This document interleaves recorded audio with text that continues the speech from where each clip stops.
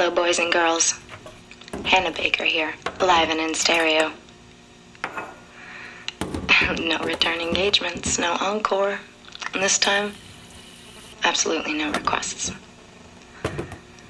I hope you're ready because I'm about to tell you the story of my life. More specifically, why it ended. And if you're listening to these tapes, you're one of the reasons why. I'm not saying which tape will bring you into the story, but fear not, if you receive this lovely little box, your name will pop up, I promise. Now, why would the dead girl lie? Hey, that sounds like a joke. Why would a dead girl lie? Answer, because she can't stand up. Go ahead, laugh. Oh well, I thought it was funny.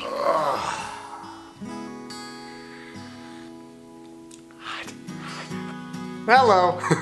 So today's video is gonna be a things get real, but it's gonna be a bit different. We're gonna sit down, I think, for the most part, and talk about something. I went to Twitter and asked you guys, what topic should I talk about? And you guys came to attention with anxiety, depression, bullying, suicide, and I kind of I got to this mood. Yeah, so hence the cup. No, I started thinking that it's literally exactly 13 reasons why. Are you talking in my video? Oh, you're gonna keep going. If you haven't watched the show yet, stop watching this video because I may spoil some things, but this is gonna be a 13 reasons why review. So as a whole, I thought the show was great. I thought it was perfect. I thought everything that needed to happen, happened. Everything that they needed to show, they showed. Now in the first few episodes, really up until like episode 7 or 8, I found it very like cheesy and childish because I mean they're trying to like portray high school. So it's just like, oh my god, they see somebody in the halls. Now I'm gonna walk all the way back. So that doesn't really happen. I think it was just such a good show because people were able to connect. Yo, there's a man outside my window right now. Okay, pause real quick. We're gonna go see this random dude outside my window. He's on the ropes. See those ropes? This is a guy, get back up here. Oh, I can't have another 13 reasons why. Get your ass back up here. Yeah, anyways, we're gonna try to ignore that. I think 13 reasons why was such a good show because it could relate to everyone. In high school, a lot happens. You get bullied. You feel anxiety, you feel stress, you feel depression. A lot of people go through that situation in high school and they're still going through it now, don't get me wrong. I'm not saying that depression stops or anything like that. I tweeted once saying that, oh my god, congratulations on everybody kicking the winter blues and seasonal depression's ass and everything like that. And they're like, depression doesn't stop. And I was like, yo, it's trying to be a little positive, okay? So, it's hard to talk about anything. It related with me because in high school, I wanted to die. Wow, why did I laugh at that? I don't know. I didn't have the best high school experience. I didn't really experience it. I was injured a lot. I had a lot of mental problems and brain problems, literally, because I had a lot of concussions. So it was a hard time for me. And when you're away from school for that long, people think you're dead. Like, they actually think you're dead. So it's kind of like you did die. So it really hit home. And I think that's what it did for a lot of people. Okay, now, I'm gonna get mad a little bit. I'm not joking. Let's boost your ass up. And let's talk a little bit. 13 reasons why. There's really 14. You lying piece of... I couldn't say it. I felt wrong. It started out, you know, like a fun show. There's some funny parts to it. And then it all just got dark and real and... It's actually a very triggering show. If you are dealing with any problems at that time, yo, it's freaking hard. Cause you're watching the show about suicide.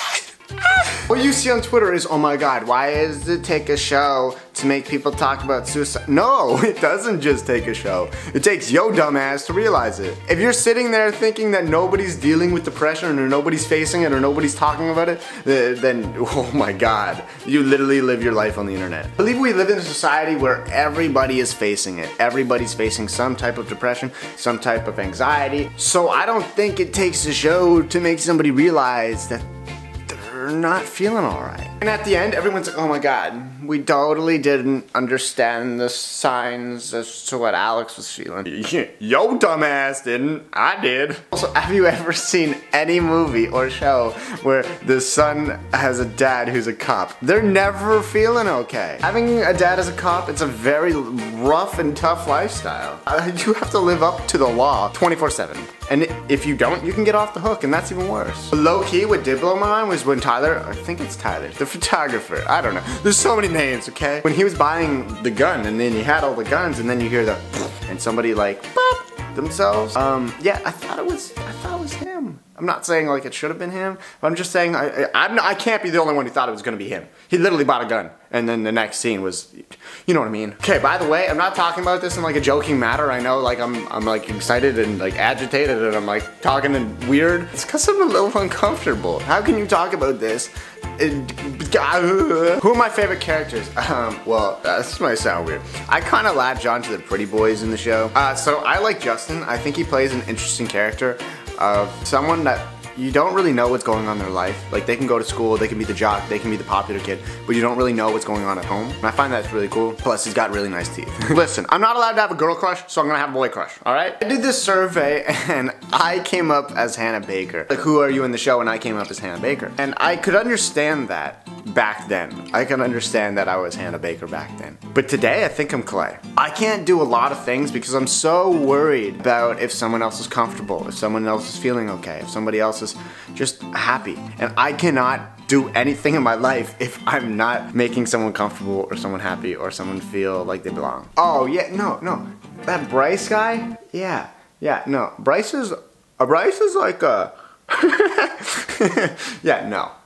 Bryce. I wonder what goes through a teen's mind like that. When that happens, what is going through their mind? You literally never see his parents in the show, and because they're always gone. I think he's not loved. I don't think he feels love, and he feels the need to try to love others, and when they don't love him, he needs to get what he wants because he's always gotten what he wants because his parents give him everything. So he's never heard the word no. And when he does, he takes it as a yes because he gets everything. And I realize a lot of people are hating on him and I don't approve of what he did, but the man needs help. This has happened in real life. And people like that need help because they're dying inside and they just want to feel some love. I mean, I don't know. I've never been in that situation, thankfully. But that's the way I think of it. I like to think that everybody's a good person. When they do something wrong, it's almost like a cry for help. Like what Hannah Baker did. Was that right? I don't think so, but it was a cry for help. But on a real though, Mr. Porter, you dumb as shit.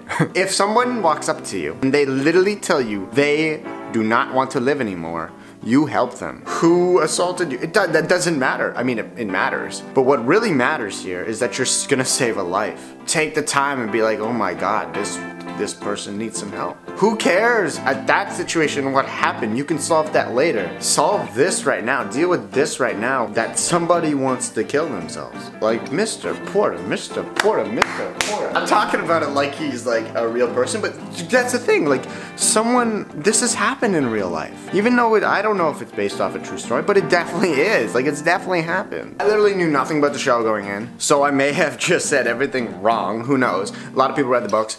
I don't really like to read. It hurts my head a lot. I just think it was a great show. I think I could relate to it because I knew someone in high school that was every single character and I could label them easily. I think that's what everyone's doing. You know, they're relating their life to it. And even though that's really sad, I think it's really comforting. Except for that last scene, the last episode, the last scene, and not so comfortable. And I don't think we should ever get comfortable watching someone take away their life. So let's prevent that. Let's take 13 reasons why and make it positive. Make 13 reasons as why you should stay alive. Heck, make 100. Heck, make 1,000. Whatever you want. Take this as a show that should motivate you to be happy. Anyways guys, I didn't even finish my hot chocolate, but I think this video is done. I hope you guys enjoyed it. I really like talking about topics like this that's not just like about relationship, but about something that actually means something to me, which is depression, suicide, anxiety, all that stuff, because it's something that I've gone through. I love talking about it with you guys. And if you guys want me to talk about it more, give this video a big thumbs up. Make sure you go check out 13 Reasons Why. This is not a promotional ad. This is nothing. It's just like a great show.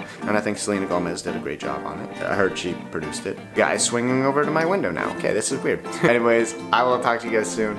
Stay you, stay beautiful, and I love you guys. Stay happy.